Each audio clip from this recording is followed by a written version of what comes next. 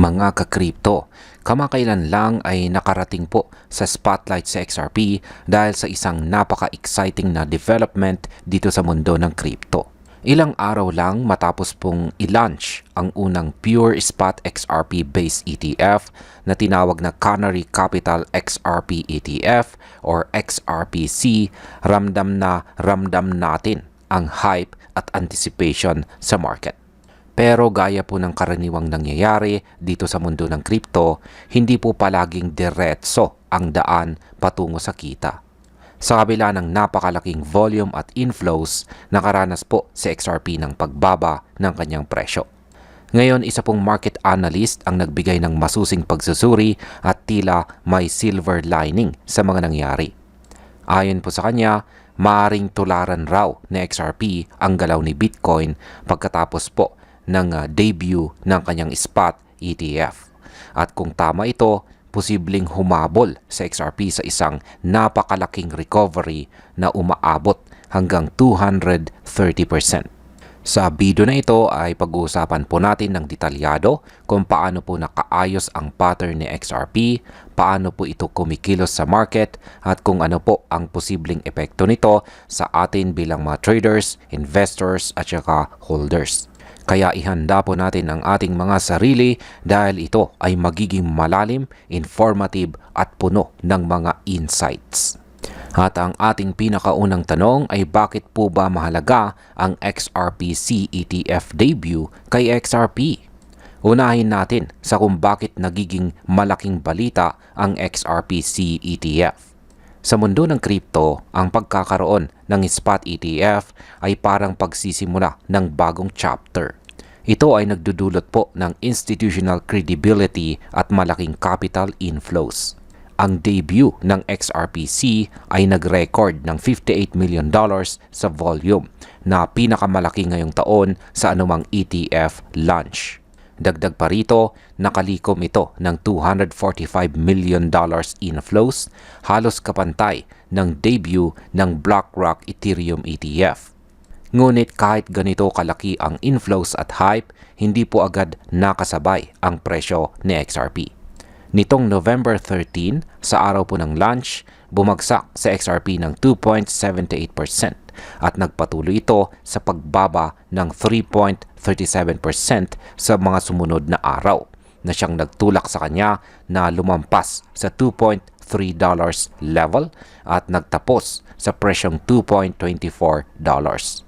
Ito po ay paalala sa atin mga ka-crypto na ang hype at volume ay hindi laging kasabay ng instant price gains. Minsan ang market ay may sariling rhythm at kailangan nating maging disiplinado sa ating trading at holding strategies. Ano naman po ang ginawa ni Bitcoin matapos ang spot ETF launch?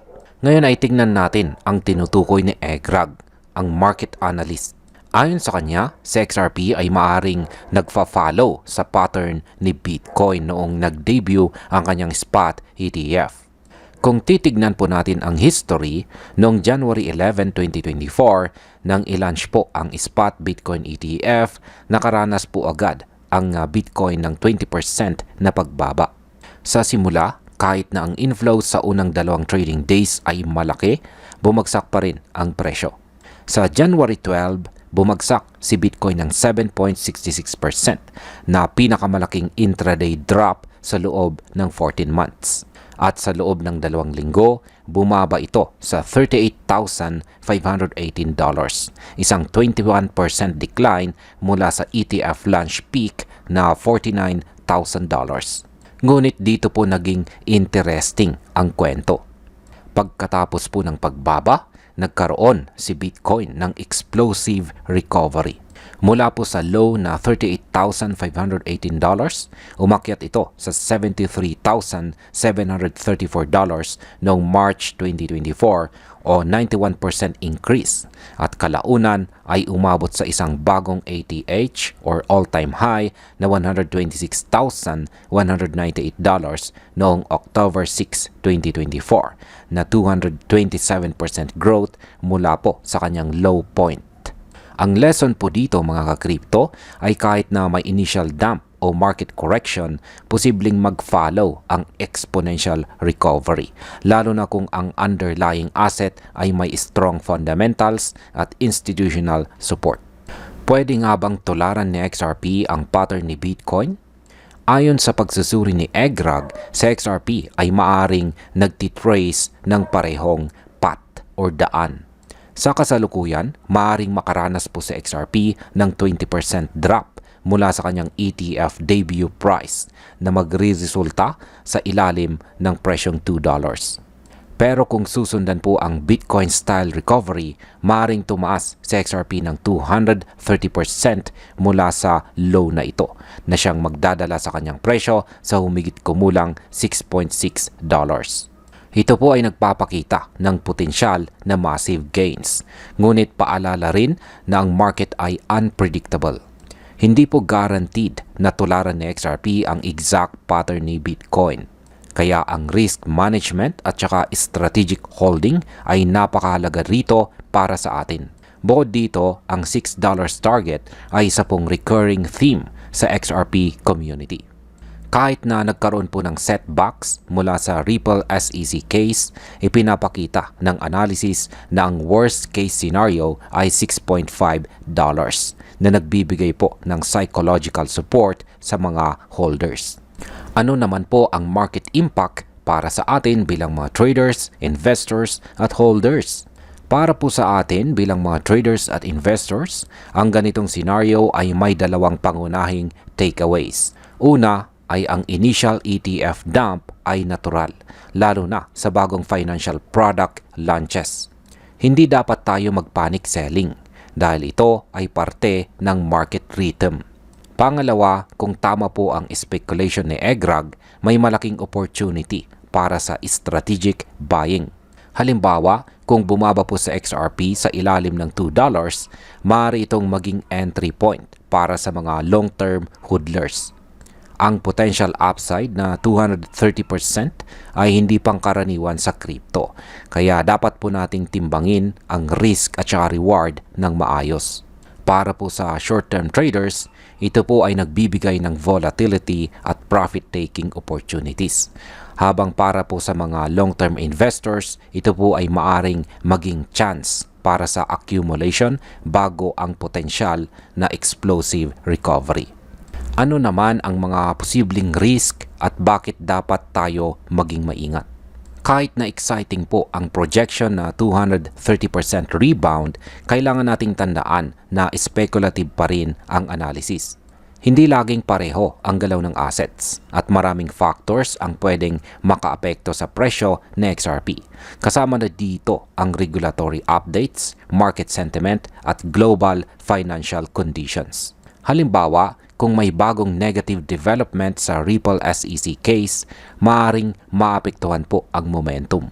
Ganun din kung ang broader crypto market ay bumagsak dahil sa macroeconomic pressures.